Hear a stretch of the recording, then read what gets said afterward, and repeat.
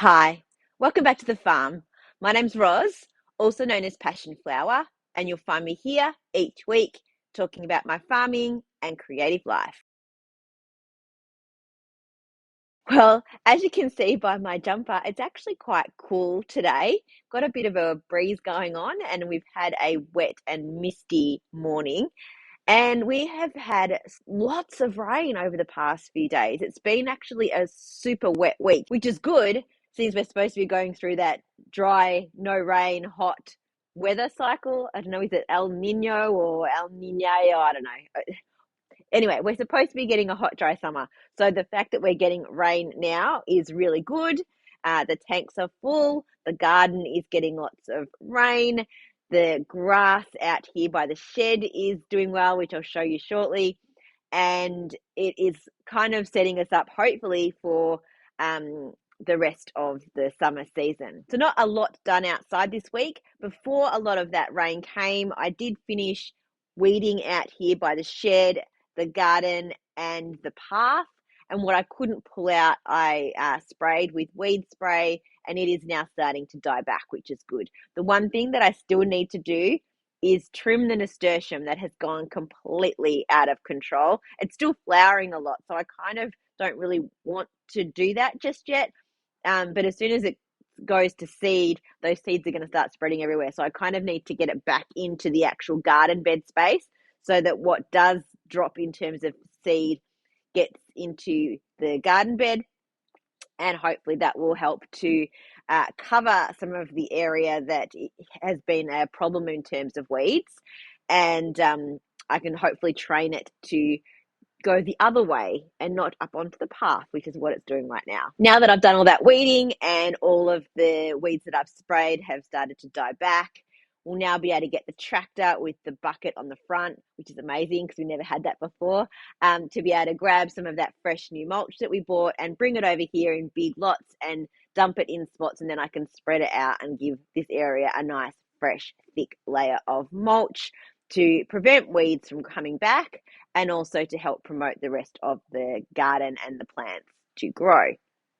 especially while the sheep are not sticking their heads out and eating things. Previously, when we got mulch delivered, we either had to get it delivered right to the spot where we wanted it, or we had to bucket it into a wheelbarrow and then wheelbarrow it down loads after loads, which was a lot of hard work. This will still be hard work in terms of the spreading, but at least we'll be able to get big bucket loads all in one spot, just dumped onto the garden, rather than having to do those little trips back and forth. When I first moved the sheep out of the paddock just out here, I took a photo of what it looked like.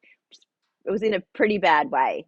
So now that they're over in the clothesline area, they are getting a chance to eat all that grass, and this area out here is getting a chance to recover. And I've been taking some photos just to compare how it's going. It looks good. Still has a long way to go in order to properly recover and get some longish grass going in there. So this wet weather that we've been having, and now a little bit of sun, but not like harsh sun, I think is going to do the ground and the grass really well.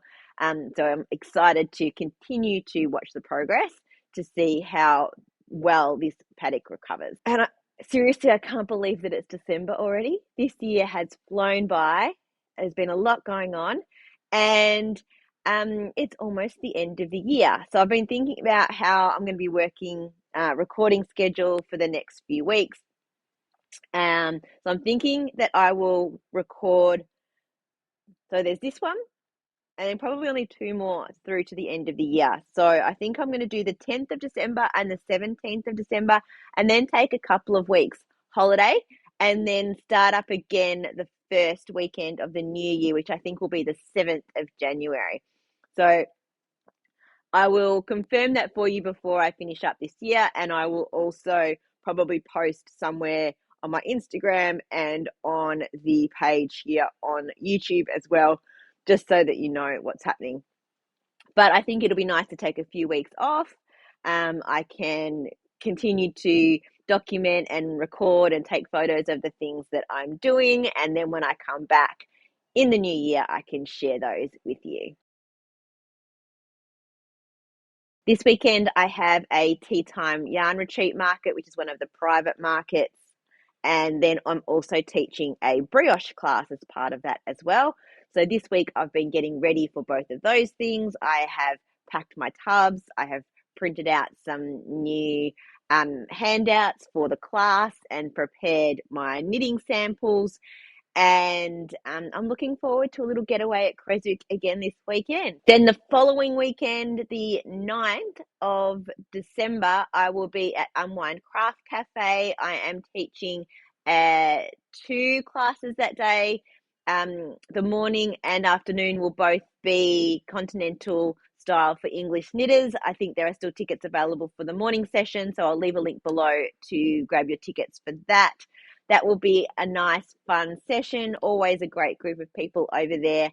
And if you haven't heard, they just this Thursday on their live announced that sadly they are closing their shop at the end of the year, the actual brick and mortar shop, with the plan to hopefully sell it so someone else can buy it and become part of Unwind.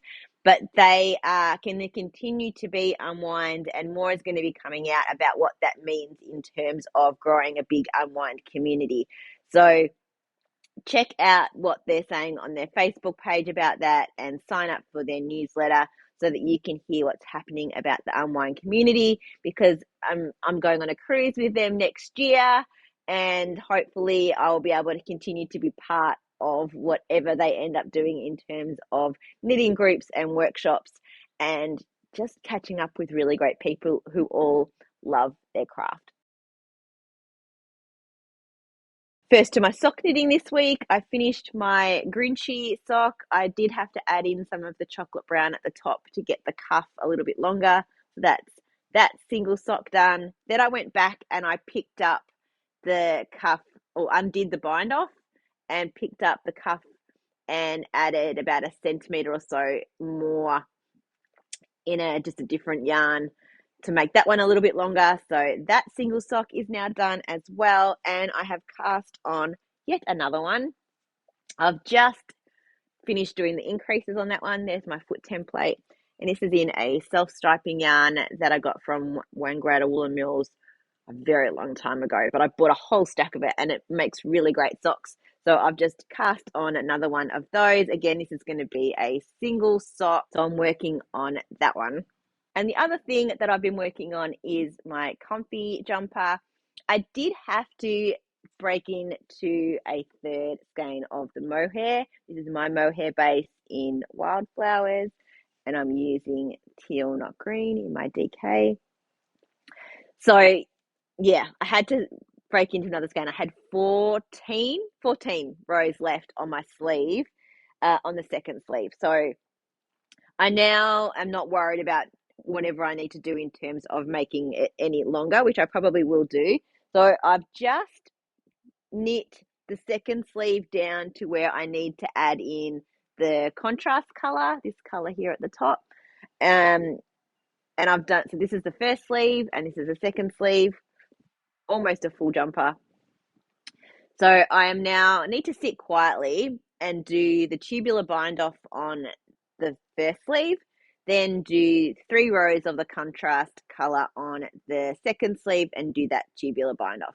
Now, tubular bind off is not overly complicated. It's quite rhythmic once you get going, but I prefer not to get interrupted when I'm doing it. And once you're in the rhythm, it's actually really easy to do, and you don't really need to think about it, and it will just get done quite quickly. So I'm just going to set aside some time. I might even sit over here in the shed away from the TV and the interruptions, probably put my phone onto silent and just get that done so that they are the same and done, and that I'll do them basically at the same time.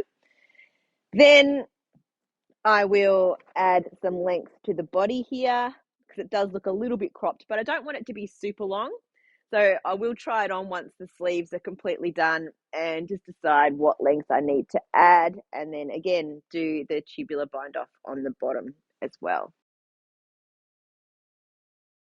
Well, that's it for another week. Thanks for spending some time with me. If you're enjoying these videos, please give me a thumbs up and subscribe to my channel, and look forward to seeing you next week on the farm. Bye.